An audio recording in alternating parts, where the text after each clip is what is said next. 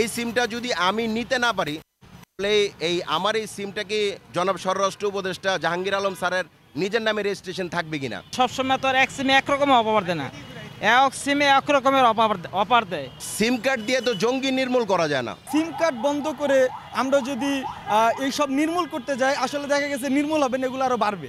আসন্ন ত্রয়োদশ জাতীয় সংসদ নির্বাচনকে কেন্দ্র করে স্বরাষ্ট্র মন্ত্রণালয়ের এক সম্মেলন শেষে স্বরাষ্ট্র উপদেষ্টা জানিয়েছেন যে একটি ভোটার আইডি কার্ড দিয়ে সর্বনিম্ন 10টি সিম কার্ড নিবন্ধন করা যাবে এবং পরবর্তীতে দেশের নিরাপত্তার স্বার্থে এটি ধাপে ধাপে 10টি থেকে 60টি, 60টি থেকে 5টি এবং 5টি থেকে 2টি নিবন্ধনের মধ্যে সীমাবদ্ধ করা হবে। তাছাড়া আমাদের বাংলাদেশে গেল আদমশুমারি অনুযায়ী জনসংখ্যা হচ্ছে 17 কোটি এবং 17 কোটি মানুষ মিলে সিম কার্ড ব্যবহার করছে 19 কোটি। এক জরিপে জানা গিয়েছে যে প্রতিনিয়ত বাংলাদেশে লক্ষ সিম কার্ডের উপরে রেজিস্ট্রেশন হচ্ছে, অর্থাৎ একজন গ্রাহক প্রতিদিন 2টি থেকে 5টির উপরে সিম কার্ড নিবন্ধন করছে। এতে করে দেশের নিরাপত্তা হুমকিতে পড়ছে, যার জন্যে স্বরাষ্ট্র উপদেষ্টা বিটিআরসিকে এরকম আহ্বান জানিয়েছেন। আসুন আমরা দেশবাসী থেকে জানি যে এক্ষেত্রে তাদের মতামত কী।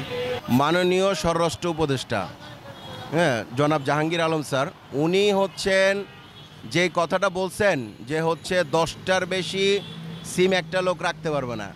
এখন আমার কোশ্চেন হচ্ছে যে আমার বাবা অসুস্থ, আমার মা চলাচল করতে পারে না, ধরেন আমি আমার বোনের নামে সিমটা নিব না, তাহলে আমার ফ্যামিলির লোক সিমটা কিভাবে চালাবে? এটা আমি মাননীয় স্বরাষ্ট্র উপদেষ্টার কাছে জানতে চাচ্ছি যে আমার ফ্যামিলির যে সমস্ত লোক যারা নিজেদের নামে সিম নেওয়া পসিবল না, একটা প্রাইভেসি থাকে, একজন ওয়াইফের নামে তো সিম নেওয়ার দরকার নেই, তা আমার ওয়াইফ আমার সিমটা চালাবে। এই সিমটা যদি আমি নিতে না পারি তাহলে আমার এই সিমটাকে জনাব স্বরাষ্ট্র উপদেষ্টা জাহাঙ্গীর আলম স্যারের নিজের নামে রেজিস্ট্রেশন থাকবে কিনা? সবচেয়ে বড় ব্যাপার হচ্ছে যে আমি আমার এনআইডি কার্ড থেকে আমি সিমটা নিচ্ছি, তো এইটার সম্পূর্ণ লাইবিলিটি আমার। তো উনি হচ্ছে 10টা থেকে 2টা কমাবেন, এটা হচ্ছে শুভঙ্করের ফাঁকি। আমার ধারণা এটা শুভঙ্করের ফাঁকি, এটা গভর্নমেন্টের একটা গভীর ষড়যন্ত্রমূলক কাজ, এটা আমার কাছে মনে হচ্ছে দেশের সাধারণ জনগণ হিসেবে।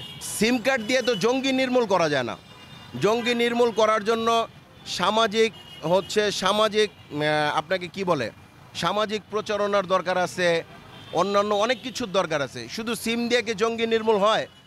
এটা উনি স্বরাষ্ট্র উপদেষ্টা কীভাবে হয়েছেন আর উনি কিভাবে এই দায়িত্ব পালন করে, এটা আমার মাথায় ধরে না। জঙ্গিবাদের প্রশ্ন আসতেছিল যে জঙ্গিবাদ থেকে শুরু করে আরও বিভিন্ন ক্রাইম, বিভিন্ন সিম কার্ড দিয়ে আসলে ক্রাইম থেকে শুরু করে বিভিন্ন অপকর্ম, মাদক, তারপরে হচ্ছে যে জঙ্গি, তারপরে সন্ত্রাসী, এগুলা টেন্ডারবাজি, এগুলা নির্মূল করা সম্ভব না।